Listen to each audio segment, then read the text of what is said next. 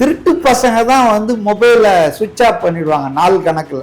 கடன் வாங்கி ஏமாத்துறவன், கூலிப்படையா இருக்கிறவன்லாம் அதான் செய்யும். அசிங்கங்க இதெல்லாம். திமுக அதாவது போடுற அளவுக்கு அங்க இருக்கிறது. லஞ்சம் வாங்குவது குற்றம், கொடுப்பது குற்றம், இதெல்லாம் அவனுக்கு வந்தாதான் தெரியும். திமுகவை எதிர்ப்பவர்கள் எல்லோருமே அதிமுகவின் நண்பர்கள் தாங்க, பிஜேபியும் நண்பர்கள் தாங்க. அப்போ நம்பிக்கை எழுந்துட்டாங்க, இந்த ஆளால இனி கரை சேர்க்க முடியாது, நம்ம கடல்ல மூழ்க வேண்டியதான்ட்டு ஜம்பாவை பாக்குறாங்க. திமுகவை எதிர்க்கிற வல்லமை அடுத்து 10-20 வருஷத்துக்கு இந்த கட்சி கிட்ட தான் இருக்குது. அசைன்மெண்ட் கொடுத்திருக்கார் செந்தில் பாலாஜிக்கு, வேலை நடந்துட்டு இருக்குது, பேசிட்டு இருக்காங்க, வந்துருவாங்க, கவுந்துரும். உங்களை சட்டையே பண்ணும். கருணாநிதியை 13 வருஷம் வெளியே நிக்க வச்சாங்க. ஏன்? எம்ஜிஆர். வணக்கம். நம்மோடு இன்று இணைந்திருப்பவர் அரசியல் விமர்சகர் மதிவாணன் அவர்கள். வணக்கம் சார். வணக்கம்.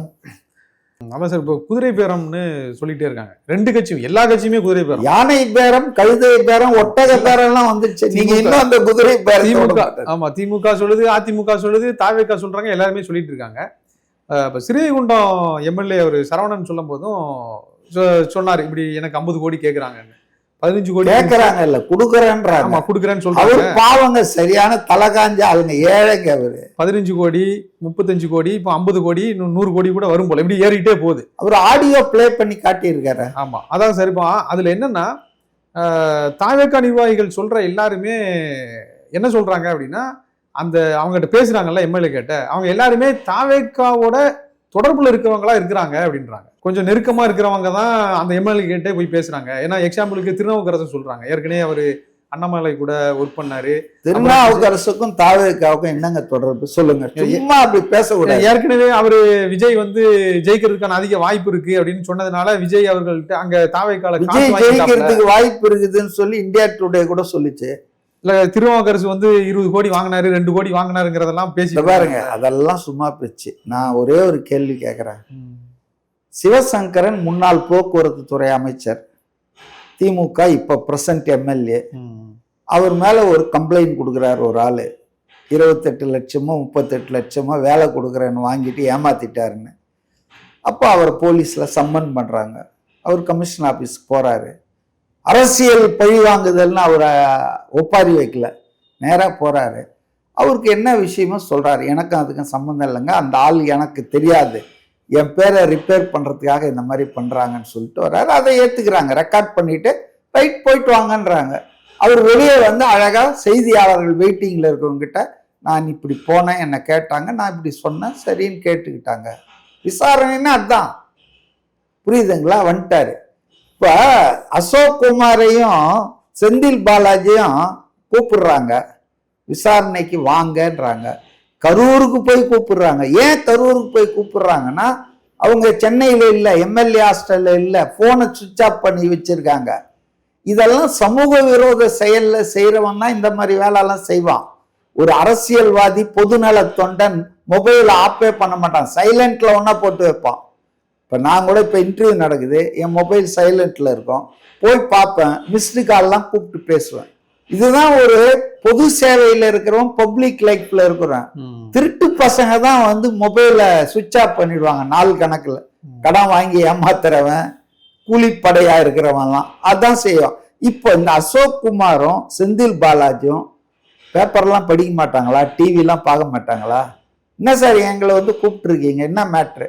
அவங்க எங்கேயாவது இருந்தா கூட ட்ரிப்ளிகன் போலீஸ் ஸ்டேஷன்ல வந்து, சார் நாங்க வந்து இந்த இடத்துல ஒரு வேலைக்காக வந்திருக்கிறோம், நாங்க இப்ப வேலு சொல்றாருல்ல, சிங்கப்பூருக்கு போயிட்டேன், அங்க உடம்பு சரியில்லாம ஆயிடுச்சு, அதனால நான் ஆஸ்பத்திரியில இருக்கிறேன் சொல்றாருல்ல. ஸோ அது மாதிரி ஒரு எக்ஸ்பிளனேஷன். இப்ப அனிதா ராதாகிருஷ்ணன் தானே, அவர் ஏன் ஜெயில வைக்க முடியல தெரியுமா? ஜட்ஜி கேட்டாரு, ஏங்க இவருக்கு சம்மன் கொடுத்தீங்க, அவர் வாங்கிட்டு என்ன சொன்னாரு, வாங்கிட்டாரு, என்ன சொன்னாரு, எனக்கு உடல்நிலை சரியில்லை, 10ஆம் தேதி வரேன்னு சொன்னாரு. ஓகே, அவ்வளவுதானே, வரேன்னு சொல்லிட்டாருல்ல, டைம் தானே கேட்டாரு. அவர் ஒரு பப்ளிக் சர்வெண்ட்டு, ஏன் நீங்க கைது பண்ண வேண்டிய அவசியம் இல்லை, போயிட்டு வாங்கன்ட்டாரு. ஸோ சம்மனை நீங்க வாங்கிட்டு விசாரணைக்கு வர்றதை கூட டைம் கேட்கலாம்.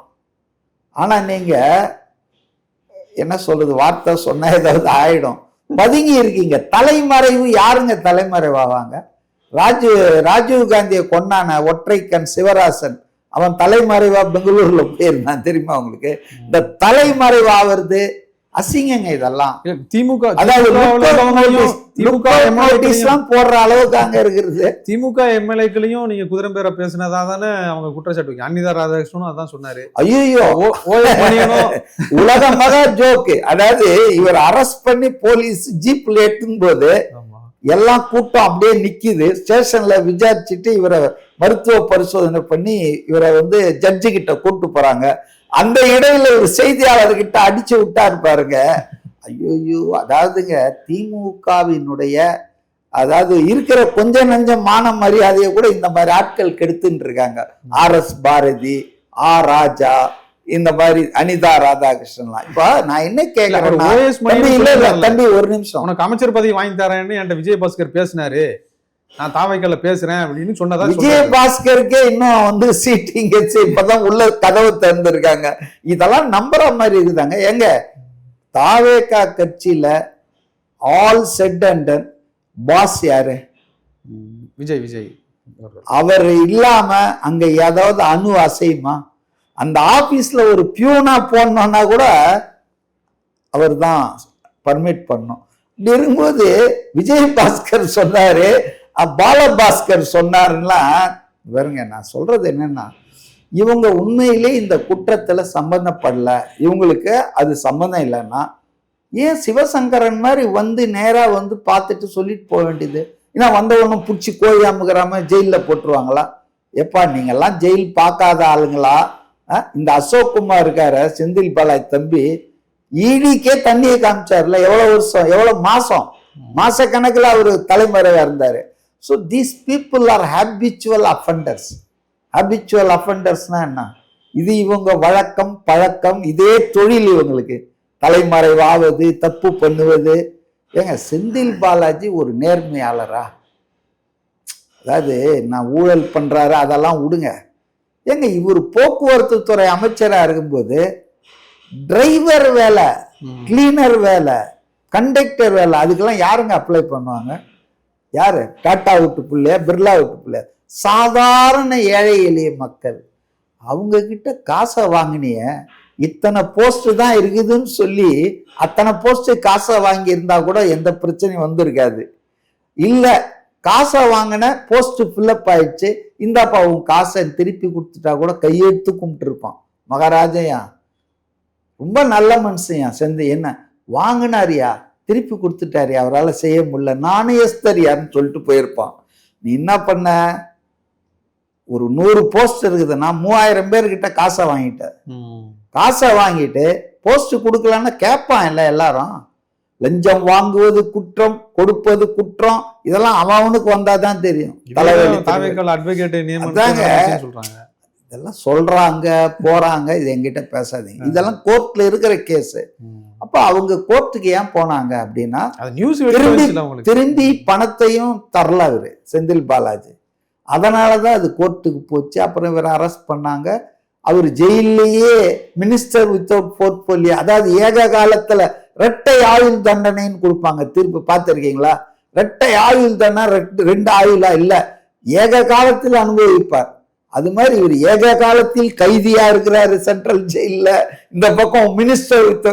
அப்ப அந்த ஜெயில இருக்க குழப்பமா இருக்கும், இவரை கைதியா ட்ரீட் பண்றதா மினிஸ்டர். இப்படி கேடுகட்ட ஆட்சி நிர்வாகம் நடத்தின திமுக காரங்கெல்லாம் மற்றவங்களை பத்தி பேசுறதுக்கு நான் ஏழலாமா? நீங்க யோக்கியமா இருந்தா இந்த கனிமொழி சொல்றாங்க, வடநாட்டுல இருந்த வாஷிங் மிஷின் எடுத்துன்னு வந்துட்டாராம் விஜய். ஏப்பா நீங்க அதுக்கு முன்னால பெரிய வாஷிங், வைத்தியலிங்கம், பன்னீர்செல்வம் எல்லாரையும் போட்டு தொலைச்சு. போன சனிக்கிழமை இணைப்பு விழா நடக்கும்போது புகழேந்தி அவர்கள் சொன்னாங்க, நான் தாவேகா கட்சி அலுவலகம் போயிருந்தேன், அங்க எல்லாருமே அதிமுக காரங்களா தெரிஞ்ச முகமா இருந்தாங்க, எனக்கு சந்தோஷமா இருந்துச்சு. அதிமுக தலைமையகத்துக்கு வந்தா மாதிரி உணர்வு இருந்ததுன்னு சொன்னாரு. இது எப்படி? இன்னொன்னு சொன்னாரு, அதுவும் இல்லையா, எவ்வளவு பெரிய கட்சியா இருந்தாலும் சரி, அதை சுக்கு நூறா உடைச்சி பீஸ் ஆகணும்னா எடப்பாடி தலைமை கொடுத்தா போதும், அது காலி பண்ணிடும். அதையும் சொன்னார் புகழேந்தி. அதை பத்தி உங்க கருத்து என்ன?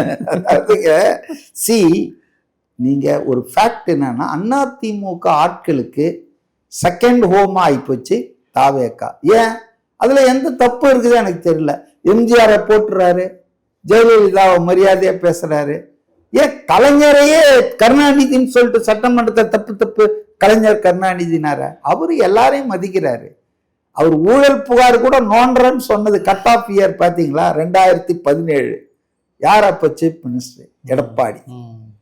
கூவத்தூர்ல சிஎம் போஸ்ட ஏலத்துல எடுத்த எடப்பாடி தான் 2017 இருந்து 21, 21ல இருந்து 26 ஸ்டாலின்.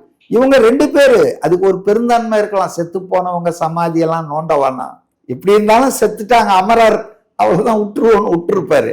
இப்போ உயிரா இருக்கிறாங்க அவங்க 2 பேரும். இந்த 9 வருஷத்தை நோன்றாரு. அதனால என்னை பொறுத்தவரையில திமுகவை எதிர்ப்பவர்கள் எல்லோருமே அதிமுகவின் நண்பர்கள் தாங்க. நான் உங்களுக்கு புரியறதுக்காக ஒன்று சொல்றேன், நிறைய வாட்டி சொல்லி இருக்கேன். நண்பர்கள் தானா? பிஜேபியும் நண்பர்கள் தானா? திமுகவை எதிர்க்கிற கட்சி யார் சொல்றது? கூட்டணி வரப்போகுதுங்க. என்னங்க நீங்க விடிய ராமாயணம் கேட்டுட்டு திமுகவும் பாஜகவும் ஒரு நாளும் எதிர்த்ததில்லை. கள்ள கூட்டணி டீலிங். எப்படி இடி கேஸ்ல இருந்து டாஸ்மாக் கேஸ்ல இருந்து உதயநிதியும் எல்லாம் தப்பிச்சாங்க. போய் உடனே டீல் போட்டு வந்தாரு. போகாத 4 வருஷமா நிதி ஆயோக் கூட்டத்துக்கு போகாத ஸ்டாலின் ஏன் அந்த வருஷம் ஓடினார்னா இந்த ரெய்டு வந்துடுச்சு, கழுத்துக்கு சுருக்கு வருதுன்னு ஓடினார் பையன் கழுத்துக்கு. அதனால அதாவதுங்க இப்போ 2026 சட்டமன்ற தேர்தலில் அதிமுகவின் இலக்கு என்ன, லட்சியம் என்ன? திமுகவை ஆட்சியிலிருந்து அகற்றிட்டு நாம அங்க போய் உட்காரணும்னு. தாவேகாவின் லட்சியம் என்ன? திமுகவை ஆட்சியினர் நாம போய் அங்க உட்காரணும். ஆக 2 பேர் லட்சியமும் ஒண்ணு. என்ன? திமுக அதிகாரத்துல அகற்றப்பட வேண்டும். சரி, தேர்தல் முடிவுகள்ல திமுக அகற்றப்பட்டுச்சு. யார் அகற்றினாங்க? 50 வருஷம் பழமையான அதிமுக முடியல, 3வது இடத்துக்கு போயிடுச்சு. 2.5 வருஷம் தாவேகா அடிச்சு நொறுக்கிடுச்சு. அப்ப அதிமுக நிர்வாகி, மெம்பரு, மாவட்ட செயலாளர் அவன்லாம் பாக்குறான், இந்த சின்ன பையன் அடிச்சு தூக்கிட்டானையா, நம்ம செய்ததை நான் பேச நினைப்பதெல்லாம் நீ பேச வேண்டும், அப்ப நான் செய்ய நினைத்ததை நீ செய்து விட்டாய் நண்பா, கை கொடுப்பா. சொல்லுவியா மாட்டீங்களா நீங்க? Human psychology. அப்போ தாவேகாவை நட்பு சக்தியா தான் அதிமுக அத்தனை பேரும் பார்த்தான், எக்ஸப்ட் எடப்பாடி அண்ட் அதர்ஸ். ஏன்னா எடப்பாடிக்கு என்னன்னா முதலமைச்சரா உட்காரணும். அதுக்கு ஸ்டாலினோட அவர் பேச்சுவார்த்தை நடத்திட்டு இருக்கிறார். தீய சக்தி என்று சொல்லப்பட்ட முத்திர குத்தப்பட்ட அந்த சக்தியோட. அப்ப அவருக்கு விஜய் அவர் ஒருத்தருக்கு தான் பகைமையா இருக்கிறாரு. ஆனா மத்த அதிமுக இருக்கிற டாப் டு பாட்டம் எல்லாருக்கும் நல்லா இல்லையா பண்ணிட்டாயா, நம்ம தலைவர் எம்ஜிஆரை போட்டுறாயா, அண்ணாவை போட்டுறாயா. அப்போ நேச்சுரலி இன்னொரு ஃபேக்டர் என்னன்னா 2019 சட்டமன்ற நாடாளுமன்ற தேர்தல், 21 சட்டமன்ற தேர்தல், 24 நாடாளுமன்ற தேர்தல், 26 சட்டமன்ற தேர்தல். தொடர்ச்சியாக 2 சட்டமன்ற தேர்தல், 2 நாடாளுமன்ற படுதோல்வி. அப்போ நம்பிக்கை எழுந்துட்டாங்க, இந்த ஆளால இனி கரை சேர்க்க முடியாது, நம்ம கடல்ல மூழ்க வேண்டியதான்ட்டு ஜம்பாவை பாக்குறாங்க. அப்ப பார்த்தா எம்ஜிஆர் ஆலயமே ஒருத்தன் வந்திருக்காயா, திமுக ஆட்சா ஏறு ஏறு ஏறு பஸ்ல ஏறு ஏறு, இதுதான் நடக்குது. சோ இதை யாரோ உடைக்கிறாங்க, கட்சியை பழக்கிறாங்க. புகழேந்தி சொன்னார்ல, தலைமை சரியில்லைன்னா இப்படிலாம் ஆகுங்க. தலைமை மீது நம்பிக்கை எழுந்துட்டாங்க. இல்லைன்னா கடம்பூர் ராஜு மாதிரி ஆட்கள் மந்திரியா இருந்தவங்க, 3 முறை எம்எல்ஏ இருந்தவங்க எல்லாம் வருவாங்களா? CV சண்முகம் எப்படியாப்பட்ட ஆளுங்க, ஸ்ட்ராங் மேன். கட்சிக்குள்ளே இருந்து கட்சியை காப்பாற்ற வேண்டியதானே, சண்டை ஃபைட் பண்ண இல்லையே. நீ தான் கட்சி பதவியை புடுங்குற, கட்சியில இருந்து வெளியேத்துற, ஆணவமா இருக்க, அராஜகமா இருக்கு. தோல்விய இன்னை வரைக்கும் பொதுக்குழு கூட்டி ஏங்க தோல்வியை பத்தி ஒரு நிர்வாகி நெஞ்சில அடிச்சு அழுகுறாரு, என் கட்சியை உடைக்கிறாங்க, யாரு தாங்க முடியல, யாரு எடப்பாடி தான் உடைக்கிறாரு, கட்சி அழிஞ்சிட்டு என் கட்சி இப்படிதான் போறாங்க எல்லாரும், தற்கொலை பண்ணிட்டானாங்க. ஏங்க ஒரு தொண்டர் தற்கொலை பண்ணிட்டானா? அதுதான் அந்த அளவுக்கு நீங்க கட்சியை உடைக்கிறதா அவன் தாவைக்காவை தானே நினைப்பான். தாவைக்கால போய் சேரும் போது ஏங்க அவன் என்ன நினைக்கிறான், இவன் என்ன தற்கொலை பண்ணவனும் அந்த ஃபேக்ட் என்ன, ஃபேக்ட் என்ன, நான் தான் சொன்னேன், நம்பிக்கை இழந்துட்டாங்க தலைமை மேல. ரெண்டாவது, திமுகவை எதிர்க்கிற வல்லமை அடுத்து 10-20 வருஷத்துக்கு இந்த கட்சி கிட்ட தான் இருக்குது. சின்கரனைஸ் ஆயிடுச்சு, அவ்வளவுதான். இதுல வேற எதுவுமே இல்லை. குதிரை வியாபாரம், மண்டை வியாபாரம், ஒட்டக வியாபாரம் ஒரு இளவும் இல்லை. ஆனா திமுக நடத்திட்டு இருக்குது இப்ப 180 கோடி. ஏன் அது நடத்துதுன்னு அடிச்சு சொல்றான்னா, சரி இல்லைன்னா எப்படி ஒரு எக்ஸ்பீரியன்ஸ்டு பொலிட்டீஷியன் ஸ்டாலின் மீட்டிங்ல பேசுறாரு, 3 மாசம் கூட இந்த வண்டி ஓடாது, 6 மாசத்துல தேர்தல் வரும், தயாராகுங்கன்றாரு. இவர் என்ன கான்பிடன்ஸ்ல இதெல்லாம் சொல்றாரு? அவர் 144 ப்ரூவ் பண்ணி இருக்கிறாரு. கவர்னர் கூப்பிடுறதுக்கு முன்னாலே 120 பேர் ஆதரவு இருந்தாதான் அவன் கூப்பிட்டான். அப்ப எந்த அடிப்படையிலனா இதான் அசைன்மெண்ட் கொடுத்திருக்காரு செந்தில் பாலாஜிக்கு.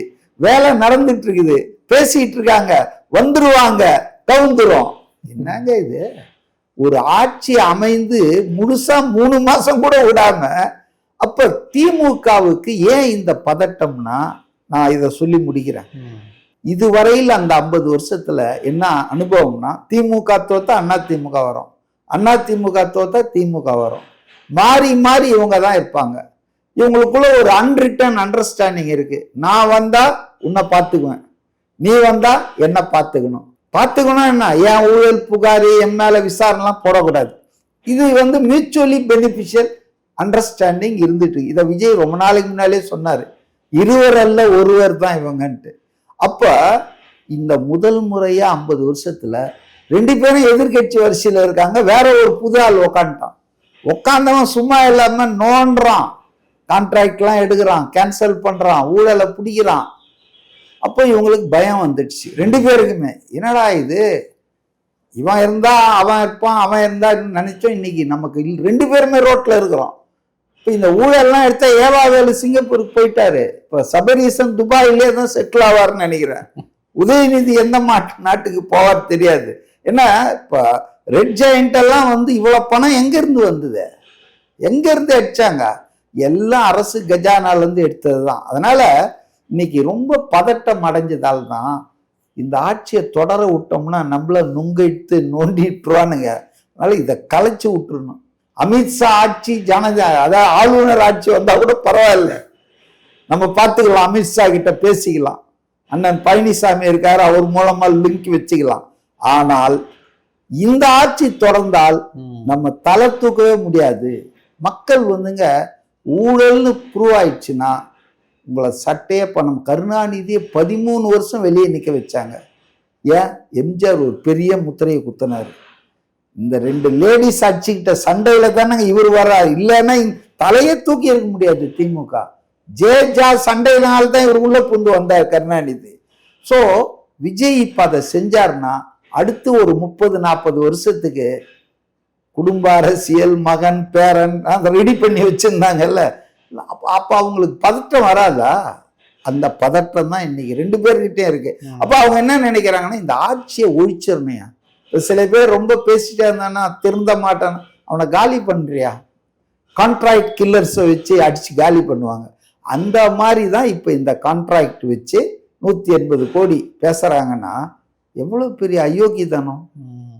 இப்ப இவ்வளவு பேசிட்டு திருடன் வரான் திருடன் வரான்னு திருடனே கத்தின்னு ஓடுற மாதிரி இவனுங்க குதிரை வியாபாரம். எது குதிரை வியாபாரம்? தப்புங்க. திமுக இன்னும் இந்த தேர்தலில் ஏன் தோற்கடிக்கப்பட்டோம், முதல்வராக வேட்பாளராக அறிவிக்கப்பட்டவர் ஏன் எம்எல்ஏவாக கூட மக்களால் தேர்ந்தெடுக்கப்படவில்லை என்ற கசப்பான உண்மைகளை ஆய்ந்து பார்க்கலன்னா there is no future for DMK. உங்களுடைய கருத்துக்களை மிக தெளிவாக முன் வச்சதுக்கு ரொம்ப நன்றி சார்.